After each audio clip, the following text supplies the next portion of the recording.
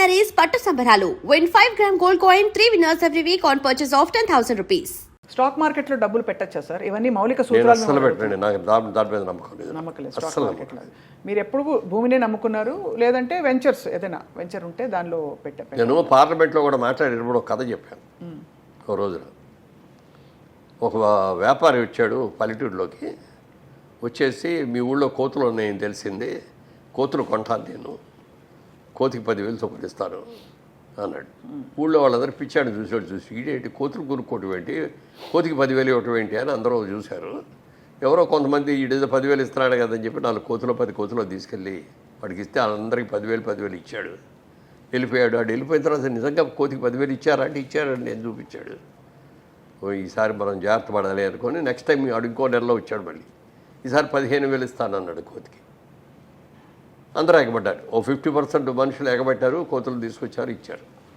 మూడోసారి వచ్చాడు, 25,000 ఇస్తా, నాకు కోతులు కావాలి అన్నాడు. అప్పటికి అయిపోయినాయి కోతులన్నీ. ఊళ్ళో ఉన్న కోతులన్నీ అంత ముందే కొనేసి తీసుకెళ్ళిపోయాడు. ఎక్కడ కోతులు లేవు. 25,000 ఇస్తానంటాడు. పక్క ఊళ్ళోకి వెళ్తే 20,000కు దొరుకుతున్నాయి. అక్కడికి వెళ్ళి 20,000 కొనుక్కొని కోతులు తీసుకొచ్చేసి వీడికి అమ్మారు. అర్థమైంది సార్. అర్థమైంది కదా. ఆ 20,000కి అమ్మింది ఎవరు అంటే వీడే. అదే అందుకని అదే అర్థమైంది. మన దగ్గర 5,000కి 10,000కి కొన్న కోతుల్ని మనకి 20,000కి అమ్మాడు. అది బా ఎంత గోల్డెన్ ఇదే సార్ ఇది. అయితే ఇప్పుడు స్టాక్ మార్కెట్ కూడా అలాంటిదేనండి. ఏ రోజున ఏ రేట్లు ఎందుకు పెరుగుతున్నాయో తెలియదు, ఎందుకు పడిపోతున్నాయో తెలియదు. ఇది బ్రహ్మాండంగా ఉంది అని అందులో పెడతాం. అంటే ఏదైనా డబ్బు సంపాదించడానికి కష్టపడి సేవ్ చేసుకుందాం అనుకున్న విలువ ఇది ఆర్టిఫిషియల్గా ఏదో పెట్టుబడి పెట్టేసి ఊరినే వచ్చేసింది. ఒక లాటరీ వచ్చింది అని అంటే దాంట్లో కూడా వచ్చినప్పుడు బాగానే ఉంటుంది, సంతోషంగానే ఉంటుంది. కానీ హార్డ్ ఎర్న్ మనీ అనే దానికి ఉన్న విలువ ఈజీ మనీకి ఉండదు. ఈజీ మనీ ఎలా వచ్చిందో అలాగే పోతుంది. హార్డ్ ఎర్న్ మనీ మనం జాగ్రత్తగా కాపాడుకుంటాం కదా సార్. అది. అండ్ ఫైనలీ సార్, రియల్ ఎస్టేట్లో డబ్బులు పెట్టాలంటే మీ సలహా ఏంటి సార్? చాలామంది ఇవాళ జయభేరి అనగానే one of the most trusted names. So మీ సలహా ఏంటి సార్? డెఫినెట్గా మంచిది. మాలాంటి ఉద్యోగస్తులు ఎవరైనా సరే, ఇప్పుడు నా ఇంటర్వ్యూస్లో నేను చెప్పిన ఇట్లాంటి మాటలు అన్నీ కూడా విని చాలామంది ల్యాండ్ మీద ఇన్వెస్ట్ చేశారు. నేను ఎక్కడికో వెళ్తా అంటే, ఏమండి మీ ఇంటర్వ్యూ చూసామండి, మీరు చెప్పింది బాగుందండి, నేను కూడా ల్యాండ్ కొన్నానండి, ఏదో ఇన్ని స్థలాలు కొనుక్కున్నానండి, బాగా పెరిగినాయండి, డబల్ అయినాయండి, ట్రిపుల్ అయినాయండి అని చెప్పిన వాళ్ళు ఎంతోమంది ఉన్నారు. అందుకని నేను ఇంకోటి వ్యాపారం చేస్తూ మీరు భూమి కొనుక్కోండి అని నేను చెప్పలేను కదా. అవును, అర్థమైంది. అదే తర్వాత సేఫ్టీ ఇది. ఇప్పుడు ఏదైనా కొంటే, ఇప్పుడు వ్యాపారం చేసేవారు వ్యాపారంలో లాభం రావచ్చు, నష్టం రావచ్చు, కానీ భూమికి మీద నష్టం ఉండదు. అవును, పెరిగేదే తప్ప తరిగేది కాదు, పాడైపోయేది అంతకంటే కాదు. కాబట్టి అంటే కొనుక్కునేటప్పుడు లీగల్గా కరెక్ట్గా ఉన్నాయా లేదా, దానికి హద్దులు సరిగ్గా ఉన్నాయా లేదా అని చూసుకొని మనం కొనుక్కున్న దాన్ని ప్రొటెక్ట్ చేసుకోవాలి మనమే. ఇక్కడ హైదరాబాద్ లాంటి చోట మనం ప్రొటెక్ట్ చేసుకోకపోతే ఎవడో ఒకటి వచ్చి అక్కడ ఇల్లు కట్టేస్తాడు. మాకు ఇదిగో ఈ ప్రాజెక్టులోనే ఒకటి జరిగింది అట్లాగే. ఇక్కడ స్థలం అమ్మే ఒకటి, అంటే మామూలుగా వాస్తు ఎక్కువ చూస్తాం మనం. ఒకటి వాస్తుగా లేని సైట్లు కొన్ని ఉంటాయి, వీధి సోలు అయ్యాయి. అవి జనరల్గా ముస్లిమ్స్ కోరుకుంటారు, వాళ్ళకి వాస్తు మీద నమ్మకం ఉండదు. అదే కొంచెం తక్కువ ఇస్తాం కూడా రేటు. అందుకని అట్లాంటివన్నీ వాళ్ళు కొనుక్కున్నారు. ఒక మిలిటరీ ఆఫీసర్, ఒక ఆయన రిటైర్డ్ మిలిటరీ ఆఫీసర్ నా దగ్గరకు వచ్చి, ఇలా నా డబ్బు ఇదండి, రిటైర్మెంట్లో నాకు వచ్చిన డబ్బు, దీన్ని ఎక్కడో చోట ఇన్వెస్ట్ చేయాలి, మంచి వాళ్ళని ఎవరి దగ్గర చేయాలి అని చెప్తే మీ పేరు చెప్పారండి అని చెప్పి వచ్చి ఇస్తే ఇన్వెస్ట్ చేసి సైట్ ఇచ్చాం. కొనుక్కున్నాడు.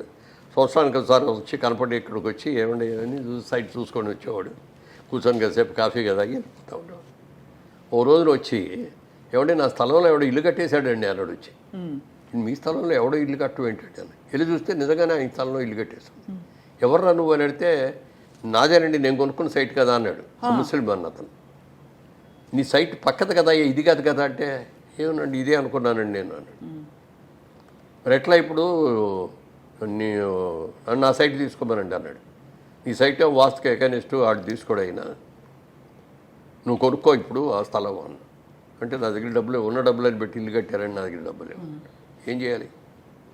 వెంటనే ఇంకో ప్లేట్ ఎవరో అమ్మేవాళ్ళు ఉన్నారో చూసి ఆ సైట్ మేము కొని ఆ సైట్ ఆయనకి ఇచ్చాం. ఇవ్వగా ఆయన ఎంత ఆనందపడిపోయాడంటే, ఎంతమంది దగ్గరికి వెళ్ళి చెప్పాడు ఇది చెప్పడానికి. ఆ పాజిటివ్ న్యూస్ని స్ప్రెడ్ చేస్తే వీళ్ళ దగ్గరికి వెళ్తే నమ్మకం గ్యారంటీ అవును. అనేదాన్ని ఇప్పుడు ఊరిని బిల్డప్ పోదండి. నేమ్ బ్యానర్ నేమ్ రావటం మంచి సినిమాలు తీస్తే బ్యానర్కి మంచి పేరు వస్తుంది. వ్యాపారం కరెక్ట్గా చేస్తే ఆ వ్యాపార సంస్థకి మంచి పేరు వస్తుంది. అట్లా నిజాయితీగా ఉండాలి. ఒక్కొక్కసారి మనకు నష్టం వస్తుంది, వచ్చినా కూడా మన కస్టమర్ని ఎప్పుడు కూడా ఇచ్చకూడదు.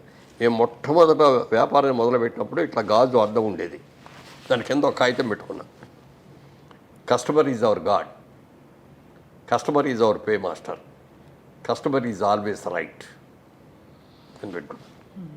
అందుకని కస్టమర్ ఎవరు వచ్చినా చాలా గౌరవంగా చూస్తాను, చాలా గౌరవంగా మాట్లాడతాను. మనకి వాళ్ళ ఆనందం ఏంటంటే ఈ కస్టమర్లు రాబట్టే కదా మనకి అనేది ఒక ఫీలింగ్.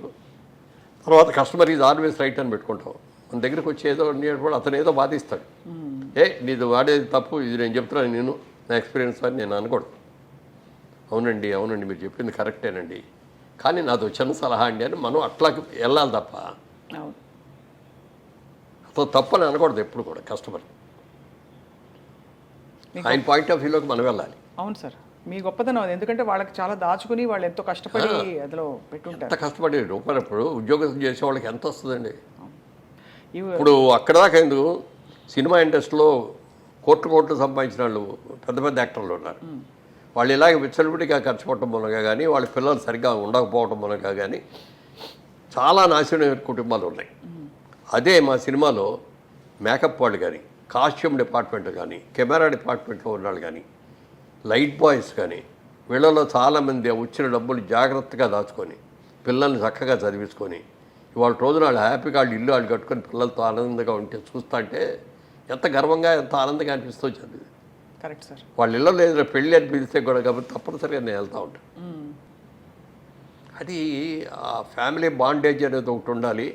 మనం ఖర్చు పెట్టే రూపాయి ఎలా ఖర్చు పెడుతున్నాం, దేనికి ఖర్చు పెడుతున్నాం, ఫ్యూచర్లో మనకి ఏం అవసరాలు ఉంటాయి, మన పిల్లల చదువులకి మనం ఎంత ఖర్చు పెట్టాల్సి వస్తుంది, అవును సార్, వాళ్ళ పెళ్ళిళ్ళకి ఎంత ఖర్చు పెట్టాల్సి వస్తుంది, ఇవన్నీ ఆలోచించుకొని ఖర్చు పెట్టాలి తప్ప ఇవాళ వచ్చి రోజు ఇలా వస్తుందని అనుకోకూడదండి.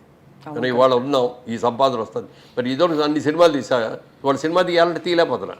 ఎందుకు తీయలేకపోతున్నా అంటే ట్రాక్ తప్పాను, మళ్ళీ ట్రాక్ ఎక్కాలి. ట్రాక్ ఎక్కిన తర్వాత మనం సినిమా దిగిపోయినా ఎవరేమనరు మనని. సినిమా సరిగ్గా దిగిపోతే మాత్రం తిడతారు, కొడతారు కూడా. Correct sir, perfect. అవును, ఎంత రిస్క్ తీసుకోవాలో అంతే తీసుకుని. సరే, అది ఇంకొక మంచి పాయింట్ అండి. బిజినెస్ మ్యాన్గా మీరు తీసిన 25 సినిమాల్లో సినిమా కథ నాకొక్కడికి నచ్చితే కొనేవాడిని కాదు. నేను, మా బ్రదరు, మా అబ్బాయి, ప్లస్ మాకు ప్రభాకర్ రెడ్డి గారు, గిరిబాబు గారు, సత్యనారాయణ గారు, మా ఎడిటరు, మా కెమెరామెన్, మేమందరం కలిసి ఒక 10 మంది గ్రూప్ ఉంది మాది. ఆ 10 మంది కూర్చొని కథ ఉంటాం. 10 మంది నచ్చిందంటే తీసుకుంటాం. 5గురు నచ్చి 5గురు నచ్చలేదన్నా, లేకపోతే 7గురికి నచ్చి 3గురికి నచ్చలేదన్నా కూడా దాన్ని వదిలేస్తాం. అలా కొన్ని కథలు నచ్చి ఈ సినిమా బాగుంటుంది, ఈ సక్సెస్ అవుద్ది అనుకున్న సినిమాలో నా క్యారెక్టర్ లేకపోయినా కూడా కొన్నా తీసా. అలాగే ఈ క్యారెక్టర్ బ్రహ్మాండంగా ఉంది, నాకు బాగా పేరు వస్తుంది అని అన్న కానీ రిస్క్ ఉందండి, ఇది బిజినెస్ అవుద్దో లేదో అని కనుక అంటే దాన్ని మొదటి చేయడం. నన్ను నేను ప్రమోట్ చేయడానికి కాదు కదా సినిమా తీసేది. అవును, సినిమా టికెట్ కొట్టి సినిమా చూడటానికి వచ్చినాడు, వాడు హ్యాపీగా ఫీల్ అవ్వాలి, సెంటిమెంట్గా ఫీల్ అవ్వాలి. అవును, అంతేకాని వ్యాపారం నా కోసం ఇది ప్రజ్ఞ చూపించాలి, నా నటన చూపించాలి అని చెప్పి నేను సినిమా దిగిన. నేను యాక్ట్ చేయకుండా చేసి నీ కూడా 25లో 5, 6 సినిమాలు నేను లేను అందులో. ఓన్ ప్రొడక్షన్ అంటే వేషం వేయకుండా ఉంటారు కదా, ఉండరు మామూలుగా. అవును, కరెక్ట్. అతడిలో నేను లేను కదా. అవునవును.